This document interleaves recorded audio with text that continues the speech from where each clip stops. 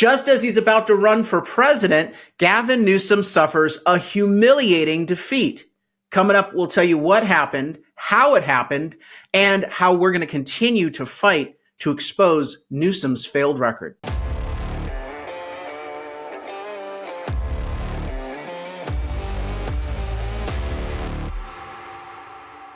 I'm Carl DeMaio, chairman of Reform California, and this topic that we're going to talk about today is actually delayed because I wanted to talk about it when it went down a week and a half ago.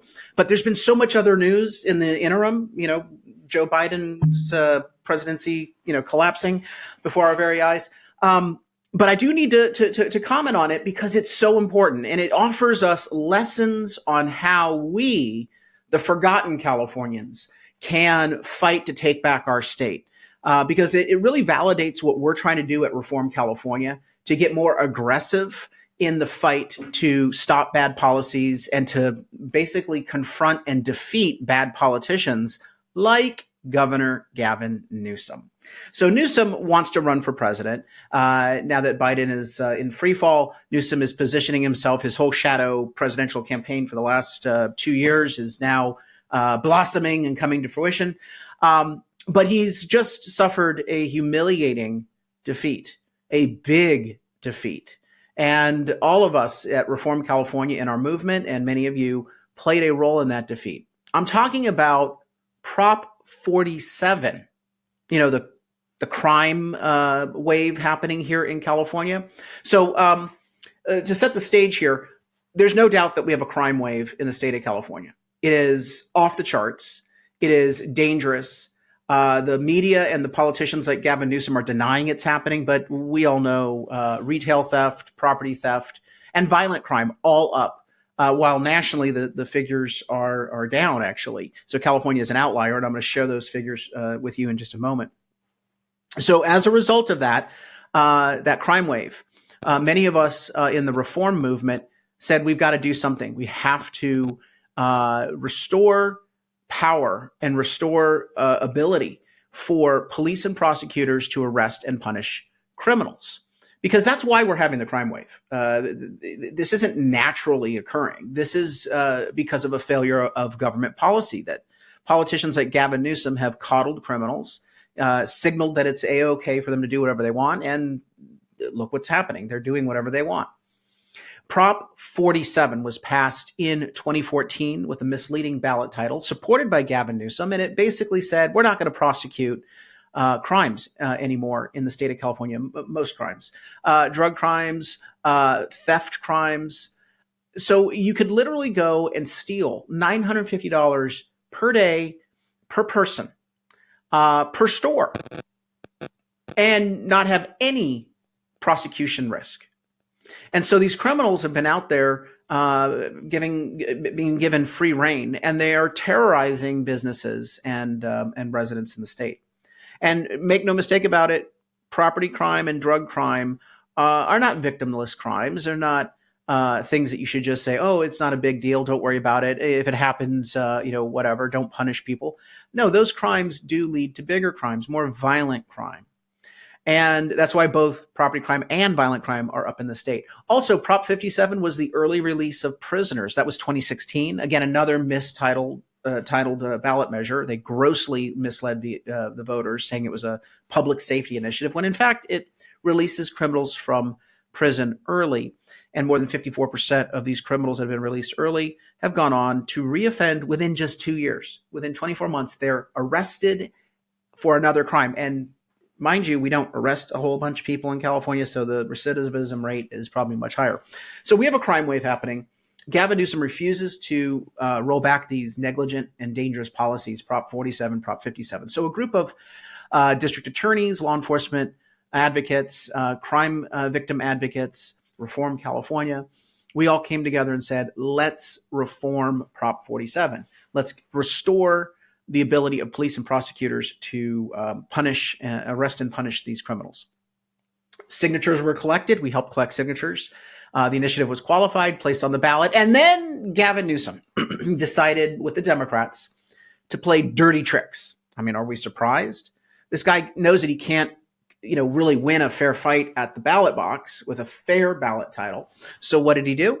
Number one, he and the Democrats put a false and misleading title on our Prop 47 reform bill. So we have to work hard to educate voters to overcome that. We will, but that was their first dirty trick. The second dirty trick was they introduced a bunch of poison pill amendments to some modest criminal justice reforms that they passed in the legislature in June. And they said, if this repeal of Prop 47 passes in November, then we're going to eliminate these improvements to law enforcement so that they can say on the campaign trail, again, this is extortion, okay? This is extorting voters. This is putting a gun to their head, threatening voters. If you vote for this reform on Prop 47, it actually will weaken the criminal justice laws. Well, no, you chose to say that if you pass a good bill, these smaller bills are going to go away so that you can claim on the ballot statement that somehow it's an anti-law enforcement measure when in fact it's pro-law enforcement. See the tricks that they're playing? It's fundamentally corrupt, fundamentally dishonest. And then finally, when they weren't getting their way through extortion tactics, Newsom decided, fine, we're going to put a competing measure on the ballot. So they started drafting a milquetoast deceptive measure that was not going to do the job of fixing the crime wave. And they said, we're going to put that on the ballot. This is the corrupt, anti-democratic, corrupt abuse of power that the supermajority Democrats in California have exercised for years with no real pushback by their friends in the liberal media. And up to this point, Republican elected officials, Republican politicians have been inept at fighting. But something has changed because Gavin Newsom got his ass handed to him when it came to this fight over Prop 47. There was such public outcry, and our coalition stood so strong against the threats, the intimidation, the extortion tactics, that he had to back down. That's right. They were expecting everyone on our side to cave. We stood strong. We fought aggressively. And as a result, Newsom had to back down. A humiliating defeat. Here are some of the headlines. This is just from a Google search of Gavin Newsom Prop 47 initiative. Here's one. Newsom pulls, LA Times 1 week ago, because this is when this originally happened. Newsom pulls anti-crime ballot measure, capping Democrats' chaotic response to Prop 47 reform. Chaotic is a kind word. And I love how the LA Times still is trying to play the game of lying to you by saying that Newsom somehow had an anti-crime ballot measure. That's BS. Here's the Desert Sun. Newsom withdraws ballot challenge to Prop 47 reform effort in dramatic about face. Sacramento Bee. Gavin Newsom drops Prop 47 initiative days after announcing it. He's leaving to back Joe Biden. Oh, that's right. That's why he's doing it, right? Well, I will acknowledge that the fact that he's salivating over the chance of replacing Joe Biden gives him more reason not to show America that he is coddling the criminals, though that's what he's been doing, and we plan to show that anyway by exposing his record. So it might have had a little bit to do with it, but it really was the fact that three things happened. Number one, we won, at least thus far. We're winning. We still have to win the vote in November. We're winning and taking back our state on this issue of crime and actually achieving reform of Prop 47, despite the odds, for a few reasons. Number one, it's a good issue. Californians get that there's a crime wave. They are experiencing the crime wave. So the liberal media lying to us, the politicians lying to us, saying, no, crime is not going up. It's just a lie about people who hate on California. This is a good issue because people know that we're right. They want more enforcement against criminals. They're sick of the crime wave. And they see that there is a wave going on. Here is the PPIC crime stats that I alluded to earlier. In California is the solid lines here. Here's property crime. In California, the orange solid line. California in 2010 had less property crime than the national average. Now we have dramatically more, and it's going up. Here's violent crime. Violent crime in 2010, the green line, California had more than the national average in 2010, and now it has significantly more violent crime than the national average. Funny thing happens when you stop prosecuting criminals and let them out of prison. Crime goes up, both property crime and violent crime. And let me also note that these property crimes going up in California, that number is deflated because many stores, many people are no longer reporting property crimes because they know that nothing's going to happen. And a lot of these stores recognize that they have a business to run. So they can't be like filing police reports when it's completely irrelevant. They just, pass the cost of their theft losses on to you, the consumer, in the form of higher prices. So California, this is a good issue. The first thing that we have to understand to fight in California is that we have to stay laser-like focused on the good issues, the issues that draw a 70% support base. Second, we didn't ask pretty please of the legislature. We took the battle into the streets. That's why I am such a fan of putting things on the ballot, collecting signatures and forcing the issue. Also, as an alternative for more rapid response, filing strategic lawsuits. But you got to take the battle into the streets. You can't go to the Sacramento legislators or city council hearing and say, pretty please, can you please clean up your act? Can you please fix your bad problems? No, these politicians don't care. They're not going to act. You have to create an action-forcing mechanism, and ballot measures are action-forcing mechanisms. And that is what that signature drive was all about, putting it on the ballot, forced at least an opening of the dialogue. And some of those previous bills that were passed in June, they got passed, and the poison pills largely were eliminated. And so taking the battle into the streets, we have to be aggressive. We can't be passive. We can't ask permission. We just need to go out and lead and start the fight in the streets. So that's second. Third, we stayed united. They extorted the business community. They extorted Republicans. They threatened Republicans, the handful that we had in Sacramento. But to everyone's credit on our side, they stood firm. Bravo. And I'm very proud of that. I've criticized a lot of the Sacramento Republicans, but they've done a good job in pushing back on Prop 47. So credit to particular Assembly Leader James Gallagher for really focusing on this issue and doubling and tripling down and doing really good messaging and communications on it. The entire caucus deserves credit.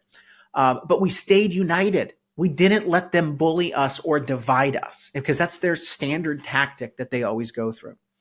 So staying united. Finally, the fourth reason why this is absolutely a win for our movement is that we actually took it directly back to the voters. You go out and you collect signatures on an initiative, millions of people sign it, then it goes into the black hole of Sacramento and dies. You gotta then contact the voters. And so at Reform California, we issued immediate advisories on the extortion tactics. And I got heat for sending out an email 2 or 3 weeks ago with the headline, Gavin Newsom caught in extortion scandal. Because he was extorting the Prop 47 reformers. And people said, well, I think that's a little harsh, Carl, the choice of the word extortion. No. Call it what it is. And let the voters know what actually is happening in the swamp behind the closed doors and the curtain. Because that is the only way, public pressure is the only way that these politicians will bend. I say politicians don't see the light until they feel the heat, and the heat comes in the form of you lighting a fire under their ass. And so I want to say that this is bravo to everyone in this fight. We're not out of the woods yet. We still have to pass the damn measure, because take a look at here in this search I did on Google, Gavin Newsom Prop 47. Yesterday, Gavin Newsom goes out and attacks the Prop 47 reform initiative, calling it drug policy reform, because he knows that Californians are a little bit more lenient on drug issues, and they, property crime and violent crime, that's one thing, but drug crimes, those are victimless crimes. We have a lot of educating that we have to do on the drug epidemic and the link to violent crime and property crime. But he's trying to go after the initiative. And so Sacramento Bee is covering this. What's the changing strategy? Their strategy is the same that they always go after. They lie. They will lie to voters. The ballot title is going to be awful. And so here's what we need to do. Number one, go to the website reformcalifornia.org, reformcalifornia.org, and go to the campaign, Restore Public Safety. Share the information on this website so that we can educate voters and get them to be part of the fight. Also, please make a contribution. We are putting money into the Yes on Prop 36 campaign. Prop 36 is the reform measure to Prop 47. So the Yes on Prop 36 campaign, we are raising money for that fight right now. We need your help. Chip in a contribution. Finally, I mentioned that this is not the first failure that Newsom has had. Check out our website, reformcalifornia.org, and you'll find a story that we released today exposing Gavin Newsom's top 10 failures. Oh, there's more than 10, but we're going to go with the top 10 highlights. And of course, crime, it comes in at number 2 after high cost of living. But there's 10 really good ones. I'm going to cover the top 10 in a upcoming podcast. You won't be surprised you might be surprised by some of the observations and dirt that we've dug up on him.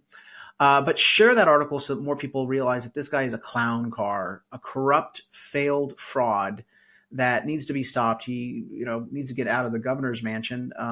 Certainly, we don't want him in the White House.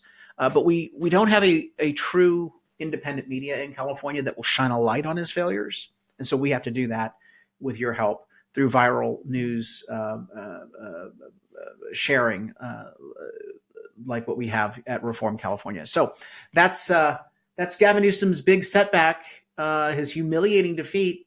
Congratulations, all. We're not done with this fight, but we have momentum on our side, and we have to continue to double down and get the job done in November by passing Prop 36. Yes on Prop 36.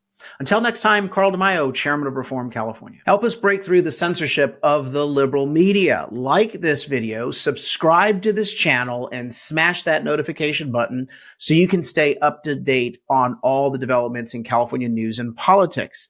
Also, please visit the website, reformcalifornia.org, for ongoing news coverage and to join one of our campaigns in the fight to take back our state. If you can, please sign up as a volunteer or chip in a contribution. This episode of Reform California with Carl DeMaio, paid for by Carl DeMaio for State Assembly 2024.